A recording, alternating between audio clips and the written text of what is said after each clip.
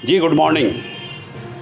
अभी मगध क्षेत्र में हूँ और गया ज़िला में हूँ। और गया ज़िला में एक ऐसे व्यक्ति से मैं रूबरू करा रहा हूँ जो बाई बर्थ कांग्रेसी हैं। इनके पूर्वज भी कांग्रेसी रहे हैं, ये भी कांग्रेसी हैं। और मैं बात करूँगा बंगाल चुनाव पे, क्योंकि आप जान रहे हैं कि बंगाल चुनाव काफ़ी सेंसिटिव चुनाव है, काफ़ी बेहतर चुनाव है और पूरे देश को उस चुनाव पे नज़र है। जाहिर चीज़ है कि ये मैं बात कर रहा हूँ शौकत निशात साहब से, उर्फ नवाब अली से मैं बात कर रहा हूँ, क्योंकि ये प्रदेश महासचिव हैं और गया के ये रहने वाले हैं, गया जी के रहने वाले हैं, वहाँ के ये ज़िला प्रवक्ता भी हैं। मैं और भी चीज़ बता दूँ कि आप जान रहे हैं कि कैप्टन मोहम्मद शाहजहाँ साहब इनके ग्रैंडफादर हुए, इनके दादाजी हुए, और वो एक बार नहीं, दो बार नहीं, तीन बार नहीं, पाँच पाँच बार विधायक रहे हैं। उस समय रहे हैं जब कांग्रेस की तूती बोला करती थी। जगन्नाथ मिश्रा के पीरियड में इनके दादा पाँच बार रहे और गुरुआ विधानसभा क्षेत्र से विधायक रहे हैं। विधायक रहकर उन्होंने एक काम ज़रूर किया है कि विधायकी क्या होता है बताने का काम किया है। तो मैं आपसे रूबरू करा रहा हूँ शौकत निशात साहब से, ये बंगाल चुनाव पे क्या कहना चाहते हैं। शौकत साहब, मैं गया के सरजमी पे हूँ और आप भी गया के रहने वाले हैं। सबसे बड़ी चीज़ है कि उस परिवार से जुड़े हुए हैं आप जिसका एक ज़माने से कांग्रेसी के रूप में देखा गया। आप भी कांग्रेस की राजनीति कर रहे हैं। बंगाल चुनाव पे क्या लग रहा है आपका, इस बार टीएमसी कितने वोट से हारने जा रही है? सबसे पहले तो आपका बहुत बहुत शुक्रिया। बिहार दर्शन पूरे बिहार में नहीं पूरे हिंदुस्तान में देखा जाने वाला न्यूज़ चैनल है और इसके न्यूज़पेपर को भी पूरे हिंदुस्तान वासी पढ़ते हैं, क्योंकि जो आपकी रिपोर्टिंग होती है बहुत ही निष्पक्ष होती है और आपका सवाल बहुत ही कड़ा भी होता है, क्योंकि पक्षपात आप करते नहीं हैं, न्यूट्रल होकर आप सवाल करते हैं। तो सबसे पहले मैं बताना चाहूँगा कि जो चुनाव हो रहा है, अभी 5 राज्यों में चुनाव हुआ, कुछ राज्यों में वोटिंग समाप्त हो चुकी है। वेस्ट बंगाल में होना है सेकंड फेज़ में। 5 राज्यों में जिसमें चुनाव हो रहा था, जिसमें होना है, जिसमें 4 मई को रिज़ल्ट आएगा, उसमें वेस्ट बंगाल भी है, केरला भी है, तमिलनाडु भी है, असम भी है, पौंडीचेरी भी है। आज बात कर रहे हैं हम लोग वेस्ट बंगाल की। वेस्ट बंगाल की 294 सीट पे चुनाव हो रहा है और पहला जो फेज़ था, वो पहली जो वोटिंग थी वो 23 तारीख को थी और दूसरी जो है वो 29 को है, मतलब कल, जिसमें हमारी पार्टी 284 सीटों पे इलेक्शन लड़ रही है। कांग्रेस और कांग्रेस एक नेशनल पार्टी है। कांग्रेस ने इस देश का निर्माण किया, सुई से लेकर जहाज़ तक। इस देश में जो है वो कांग्रेस की देन है, तो उनकी क्रेडिबिलिटी को भुलाया नहीं जा सकता। लेकिन आज तो बंगाल में गया था, बंगाल में कहीं कांग्रेस नज़र नहीं आ रहा है। देखिए, ये बात आपने जो कहा, ये इसको मैं नकारना चाहूँगा, क्योंकि मैं भी बंगाल में गया, मैंने भी कैलकाटा देखा, आसनसोल देखा, सराउंडेड डिस्ट्रिक्ट्स में मैं भी गया। वहाँ पर कांग्रेस का वोट्स भी है, कांग्रेस की तरफ समर्थन भी है और आवाम कहती है कि कांग्रेस को कमबैक करना होगा, क्योंकि कांग्रेस देश के लिए ज़रूरी है। नहीं, ये आप किसी चूँकि बंगाल में गया था, वहाँ की टीएमसी और बीजेपी का ही बोलबाला नज़र आ रहा है और इस बार लग रहा है कि टीएमसी परास्त कर जाएगा। नहीं, देखिए, अब वो परास्त तो जीत की बात मैं अभी नहीं कहूँगा कि कौन करेगा, लेकिन कांग्रेस एक नेशनल पार्टी है और कांग्रेस के बारे में ये कहना कि कांग्रेस वहाँ दिख नहीं रही है बिल्कुल गलत है। और जहाँ तक देखा जाए तो ये भी इंडिया अलायंस के एक पार्टनर है जिनका आपने नाम लिया, टीएमसी। लेकिन अब विधानसभा चुनाव है तो हर पॉलिटिकल पार्टी का अपना एक एजेंडा होता है। जिस प्रकार से बिहार में देखा, अलायंस में लड़े हम लोग, वेस्ट बंगाल में हम लोग चुनाव अलग अलग लड़ रहे हैं अपनी आइडियोलॉजी के साथ, अपने काम पे। टीएमसी अपने लिए और अपने काम पे वोट मांग रही है, हम अपने काम और जो देश के निर्माण में हमारा कंट्रीब्यूशन रहा उस पे हम वोट मांग रहे हैं। और मुझे उम्मीद है कि काफ़ी अच्छा परफॉर्मेंस कांग्रेस का वेस्ट बंगाल में रहेगा। अभी आप देखिए कि एक शॉकिंग न्यूज़ है, आपको भी पता होगा, जहां एसआईआर हुआ वेस्ट बंगाल में, वहां फर्स्ट फेज़ में सबसे ज़्यादा वोटिंग परसेंटेज आए। मतलब ये अपने आप में एक सवालिया निशान खड़ा करता है कि एसआईआर में लोगों के नाम कट गए, but in spite of that voting percentage वहाँ ज़्यादा हुआ। तो ये एक सवालिया निशान खड़ा करता है। और ये क्योंकि आप मीडिया से हैं और आप ये केंद्र सरकार और इलेक्शन कमीशन से ये सवाल ज़रूर करें कि आपने SIR कराया, SIR में लोगों के नाम कटे, लेकिन जब फर्स्ट फेज़ की जो वोटिंग हुई उसमें इतने ज़्यादा वोट कैसे पड़े, इतने वोट परसेंटेज कैसे अप हुए। तो ये तमाम चीज़ें बहुत बड़ी चीज़ें हैं। देखिए, राजनीति एजेंडास पे होनी चाहिए। ये देश जो है ये एक सेकुलर मुल्क है, यहाँ हर तरह के, हर जात के लोग यहाँ रहते हैं, अनेकों भाषाएं बोली जाती हैं। इस देश के संविधान और लोकतंत्र ने हर को अधिकार दिया है। तो हर पॉलिटिकल पार्टी को इक्वलिटी की बात करनी चाहिए, सोशल जस्टिस की बात करनी चाहिए, फ्रैटर्निटी की बात करना चाहिए और इस पे काम करना चाहिए, जो अभी देखने में कम आ रहा है। ये अपने आप में बहुत बड़ा मुद्दा है। इससे पूर्व में बीजेपी ने जिन राज्यों में चुनाव लड़ा उसमें अपने जो एजेंडाज बताए उन्होंने, जिन भी राज्यों में उनकी सरकारें हैं, आप देखिए धरातल पे वहाँ काम बिल्कुल नहीं हो रहा है। बिहार में चुनाव आप देखिए नीतीश जी के नाम पे लड़ा गया, लेकिन आज स्टेट में चीफ मिनिस्टर कौन है? जनता ने वोट, राजनीति तो इसी को कहते हैं ना। नहीं तो राजनीति इसको कहते हैं, लेकिन आइडियोलॉजी भी एक चीज़ होती है ना। यही फ़र्क है कांग्रेस और बीजेपी में। कांग्रेस पार्टी की अपनी एक विचारधारा है। निसार साहब, जब बिहार चुनाव पे आप बात कर रहे थे तो पहले से ही क्लियर हो चुका था कि चेहरा नीतीश कुमार का है, लेकिन 2-4-5 महीने के अंदर अंदर बीजेपी अपना मुख्यमंत्री दे देगा। अब ये तो पहले से क्यास लगाया जा रहा था, जिस तरह से महाराष्ट्र में हुआ। नहीं, ये क्यास लगाया जा रहा था, यहाँ तो लेकिन भाजपा या भाजपा के तमाम जो नेता हैं उनके तरफ से ये बातें नहीं कही गई थी।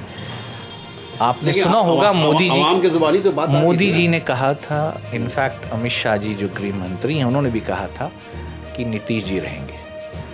तो नीतीश जी अभी नहीं है। नीतीश जी ने अपना जो शुरू किया पीरियड वो 2005 से शुरू हुआ, 2026 में ख़त्म हो गया। आज बिहार ने, जैसे अगर आप वोट मांगने जाते हैं, मैं शौकत निशात उर्फ नवाब अली, मैं अपने विधानसभा गुरवा में जाता हूँ वोट मांगने के लिए, तो पब्लिक मुझे जानती है कि मैं मोहम्मद निशात अली ख़ान साहब का बेटा हूँ जो यहाँ के जनसेवक रहे। मैं कैप्टन मोहम्मद शाहजहाँ साहब का पोता हूँ जो यहाँ से विधायक रहे, कैबिनेट में रहे, चेयरमैन रहे। तो लोग मुझे इस वजह से जानती है। कल जब लोग हमारे पास आएंगे तो मैं किसी और के पास नहीं भेजूंगा कि ये मेरे पार्टी के दूसरे विधायक हैं, जाइए।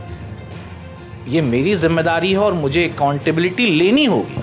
नहीं तो जैसा नीतीश कुमार कह रहे हैं कि मैं अपनी खुशी से बिहार मैंने बहुत संभाला, अब दिल्ली को देखना है, राज्यसभा में नहीं गया था, मैं राज्यसभा अपने मन से जा रहा हूँ, अपनी खुशी से जा रहा हूँ। ये तो नीतीश कुमार का ही फैसला रहा है कि नीतीश जी, आदरणीय नीतीश जी दूसरे बिहार के ऐसे लीडर हैं जो चारों सदन में गए। लालू जी चारों सदन में गए और नीतीश जी भी चारों सदन में गए। तो नीतीश जी इससे पूर्व में लोकसभा में भी रहे हैं और नीतीश जी केंद्र मंत्री भी रहे हैं और रेलवे मिनिस्टर भी रहे हैं। तो ये कहना कि मैं केंद्र में जा रहा हूँ और अब केंद्र की राजनीति करूँगा, तो नीतीश जी पूर्व में भी केंद्र में थे, पूर्व में भी सेंट्रल मिनिस्टर हुआ करते थे। ये ऑन रिकॉर्ड है, मैं नहीं कर रहा हूँ, आप इसको सर्च भी कर सकते हैं।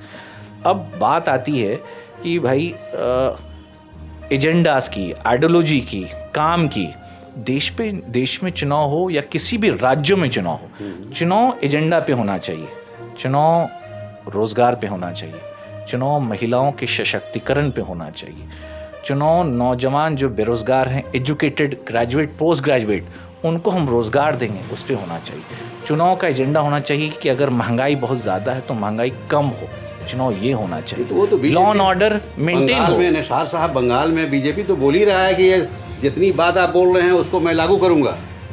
देखिए, ये सारी चीज़ तो वो बोल रहा है। तो इससे पूर्व मणिपुर के बारे में उनका क्या राय है, आसम के बारे में उनका क्या राय है, इससे पूर्व में और भी बहुत सारे ऐसे राज्य हैं जहां उनकी सरकारें हैं, उसके बारे में क्या राय है। आप जहां जाते हैं वो अपने स्टेटमेंट को रिपीट करते हैं, लेकिन पूर्व में जिस राज्यों में आपने सरकार बनाई है तो वहाँ आपके मुख्यमंत्री हैं, तो वहाँ ये चीज़ इम्प्लीमेंट क्यों नहीं हो रही है? हिंदुस्तान का ही हिस्सा है मणिपुर, आज वो क्यों जल रहा है? This all things are the matter of big concern. और सवाल उठेगा और सवाल का जवाब आपके माध्यम से इस देश की जनता जानना चाहती है। 1,50,50,00,000 लोग हिंदुस्तान के ये जानना चाहते हैं कि आखिर मणिपुर क्यों जल रहा है। जिस प्रकार से वहाँ महिलाओं के साथ उत्पीड़न का मामला आया, जिस प्रकार से आप देखा होगा कैसी व्यवस्था और कैसे ड्रेसअप में घुमाया गया, जो बोलने में भी ख़राब लग रहा है, क्या वो मणिपुर इस हिंदुस्तान का हिस्सा नहीं है? ये एक सवाल खड़ा होता है। तो आपके माध्यम से हम उनसे पूछना चाहते हैं। इसीलिए हम लोग कहते हैं कि कांग्रेस पार्टी देश के लोकतंत्र में विश्वास करती है, डेमोक्रेसी में विश्वास करती है, कॉन्स्टिट्यूशन में विश्वास करती है, और कांग्रेस ने देश बनाया है और आगे भी देश को उन्नति पे ले जाने के लिए कांग्रेस का अहम योगदान रहेगा। अच्छा, एक सवाल ये है कि जिस तरह से पूर्व में पिछले चुनाव में ममता की ओर से ये हुआ था कि खेला हो गया, इस बार बीजेपी बोल रहा है कि खेला होगा। देखिए, अब भाजपा और भाजपा के तमाम नेता, इनफैक्ट आप देख लीजिए देश की स्थिति क्या है अभी, और हमारे आदरणीय प्रधानमंत्री जी प्रचार में हैं। आप प्रचार कीजिए, होम मिनिस्टर जी प्रचार कीजिए, लेकिन देश के संकट से गुजर रहा है, इस पे भी अपनी बात रखिए। 2 मुल्कों के बीच में कन्फ्लिक्ट हुआ, हमारे यहाँ गैस की शॉर्टेज हो गई, हमारे यहाँ पेट्रोलियम और डीजल की शॉर्टेज हो गई ना। आज आप देखिए कि बड़ी तादाद में पेट्रोलियम आप बाहर से लेते हैं, यूरेनियम बाहर से आता है, आप डिपेंडेंट हैं। तो आप इस पे भी गौर फिक्र क्यों नहीं कर रहे हैं कि हम अपने मुल्क को उतना स्ट्रांग क्यों नहीं बनाएं कि जब कोई मुल्क पे संकट आए तो उस संकट का समाधान हम खुद भी निकाल लें। ये तो सवाल ये उठता है कि बीजेपी तो अभी हाल में सरकार बनाई है, पूर्व में तो लगातार कांग्रेस ही रहा था, कांग्रेस ने क्यों नहीं इस काम को किया? तो कांग्रेस ने तो सुई से लेके जहाज तक बनाया। इस देश का निर्माण जब भारत आज़ाद हुआ 1947 में, तो उस वक्त मात्र 500 करोड़ रुपया था, और उस वक्त से लेके आज तक, जब तक कांग्रेस का पीरियड रहा 55 ईयर्स में, आज देश के तमाम बड़े इंस्टीट्यूशन ले लीजिए, IIT ले लीजिए, IIM ले लीजिए, आप एम्स ले लीजिए, जितने भी साइंटिफिक और जितने भी रिसर्च सेंटर हैं वो ले लीजिए, रेलवेज का एक्सपेंशन ले लीजिए, ठीक है, सड़कें ले लीजिए, बिजली का उत्पादन ले लीजिए, ये तमाम चीज़ों पे कांग्रेस ने काम किया है। कांग्रेस ने इंस्टीट्यूशन बनाए हैं। इनके पीरियड में, इनके टेन्योर में 2014 से अप टिल नाउ 2026 में इन्होंने कितनी चीज़ें बनाई है? मुझे लगता है कि सिर्फ रीनेमिंग हुआ है और चीज़ों के फीता सिर्फ काटा गया है। एक पॉलिटिकल पार्टी की ये जिम्मेदारी होती है कि देश की आवाम के बारे में सोचें, उनके लिए पॉलिसी बनाए, उनको मजबूत करें। जब लॉकडाउन आया था तो आपने देखा था क्या हालत थी, लोग तड़प रहे थे, बहुत से लोग को हॉस्पिटल में बेड नहीं मिल रहा था, बहुत लोग को ऑक्सीजन नहीं मिल रहा था, बहुत सारी मेडिसिन नहीं मिल रही थी। एक रेमडेसिविर एक इंजेक्शन के लिए कितने लोग एक स्टेट, दूसरे स्टेट, तीसरे स्टेट खोज रहे थे। मतलब being a political and social activist मेरा पार्टिसिपेशन रहा। हमने लोगों की मदद की कोरोना काल में, लोगों को बेड दिलवाया, लोगों को गैस सिलेंडर प्रोवाइड कराया, लोगों को राशन प्रोवाइड किया। जब उन लोगों से मिलते थे बिहार के अनेकों ज़िलों में, अपने विधानसभा में, तो लोग बताते थे कि उनकी पीड़ा क्या है। तो कोरोना पीरियड जब आया था आपको मौका मिला था, आप तो 2014 से सत्ता में थे, तो आपने क्या बैकअप बनाया? सवाल इनसे अब होना चाहिए। देखिए, इसीलिए राहुल गांधी कहते हैं गोदी मीडिया, गोदी मीडिया, गोदी मीडिया। तो कुछ लोग जो न्यूज़ चैनल वाले हैं वो सवाल उनसे नहीं करते हैं। अब कुछ लोग आप जैसे पत्रकार हैं जो बोल्डली सवाल करते हैं, हमसे भी करते हैं, उनसे भी करते हैं। तो आपके माध्यम से हम उनसे ही पूछना चाहेंगे कि आपने क्या किया, आप उसके बारे में बताइए। आपने वादा किया था, भाजपा ने वादा किया था, वेस्ट बंगाल चुनाव का कल है वोटिंग, इन्होंने वादा किया था कि हर साल नौजवानों को 2 करोड़ रोजगार मिलेगा, नहीं मिला है। इन्होंने बोला था किसानों की आय दुगनी होगी, नहीं हुआ। इन्होंने बोला था कि महिलाओं का सशक्तिकरण होगा, नहीं होगा। 2023 में महिला बिल पास हुआ। अभी ये बोल रहे हैं न्यूज़ चैनल में कि कांग्रेस और विपक्षी लोगों ने महिला बिल को पास नहीं होने दिया। हुजूर, बिल तो 2023 में पास हो गया है। पार्लियामेंट 543 है, आप 543 पे उसको 33% इम्प्लीमेंट क्यों नहीं कर रहे हैं? उसमें आपको क्या दिक्कत है? हम तो चाह रहे हैं कि आप उसी में कीजिए, 543 में इम्प्लीमेंट कीजिए। तो लोगों को गुमराह करना बंद करना होगा, क्योंकि लिटरेसी आ चुकी है, लोग जागरूक हो चुके हैं। मुल्क जो है आगे की ओर बढ़ रहा है, उसको पीछे की ओर मत ले जाइए। बंगाल पे ये कहा जा रहा है कि जैसे आप लोग महागठबंधन में शामिल, जिसमें टीएमसी कांग्रेस सब एक रहा है, लेकिन बंगाल में ये कहा जा रहा है कि टीएमसी को हराने के लिए कांग्रेस 284 सीट पे चुनाव लड़ रही है। देखिए, कांग्रेस एक नेशनल पार्टी है, टीएमसी रीजनल पार्टी है। कांग्रेस पूरे राज्यों में 28 राज्य में चुनाव लड़ती है, 7-8 टेरिटरी में चुनाव लड़ती है, ठीक है। लड़कर हारती भी तो ऐसा है, लड़की जीते भी तो है। एक जमाना था जब बीजेपी के पास 2 सांसद हुआ करते थे, वो भी कांग्रेस की वजह से थे। वो दिन भी तो याद करना होगा। इंदिरा जी के वक्त को भी याद कीजिए, राजीव जी के वक्त को भी याद कीजिए, अटल बिहारी वाजपेयी जी ने क्या कहा था उस वक्त को भी याद कीजिए। तो जो घोड़े पे चढ़ता है गिरता तो वही है। अब ये जनता डिसाइड करती है कि हमको किसको रखना है, ठीक है। हम जो जनता के बीच में जाते हैं, हम एजेंडास पे जाते हैं, हम काम की बातें करते हैं। हम बोलते हैं कि हम आपको रोज़गार देंगे, हम आपको सशक्त बनाएंगे, हम आपके हेल्थ एश्योरेंस की गारंटी लेंगे, हम आपको सेफ्टी देंगे, हम वुमेन्स एम्पावरमेंट पे काम करेंगे। तो हम लोग काम करते हैं। आज की जो स्टेटमेंट के बावजूद जी, आज कांग्रेस की स्थिति क्या है ये पूछने की ज़रूरत नहीं है, ना बताने की ज़रूरत है। जब आपके पूर्वज कांग्रेस में थे, कैप्टन शाहजहां साहब थे, तो उस वक्त कांग्रेस की तूती बोलती थी, हर स्टेट में कांग्रेस नज़र आया था। आज क्या वजह है कि Congress day by day demotion की ओर है? देखिए, आपने जो सवाल किया है, मौजूदा परिस्थिति को देखते हुए कोई भी चीज़ें इस दुनिया में जो आई है वो स्टैग्नेंट नहीं है, हमेशा के लिए नहीं है। और लोकतंत्र की यही सबसे बड़ी खासियत है कि जनता मालिक होती है कि उसको किसको सत्ता में रखना है। अभी के जो परिवेश में आप देखिएगा, जिस प्रकार से भ्रमित करके वोट लेने की कोशिश की जा रही है, आप ज़्यादा दिन तक इस पर टिक नहीं सकते हैं। पब्लिक बहुत अवेयर हो गई है, आप हिंदू मुस्लिम को गुमराह नहीं कर सकते हैं। इसलिए उनके जो एजेंडाज हैं, ठीक है, और तमाम जो कैबिनेट उनके वेस्ट बंगाल में काम कर रही है, उनके स्टेटमेंट को भी आप देख लीजिए, किस प्रकार के अभद्र भाषा का इस्तेमाल किया जा रहा है, ये भी आप देख लीजिए, और आपने सुना भी होगा।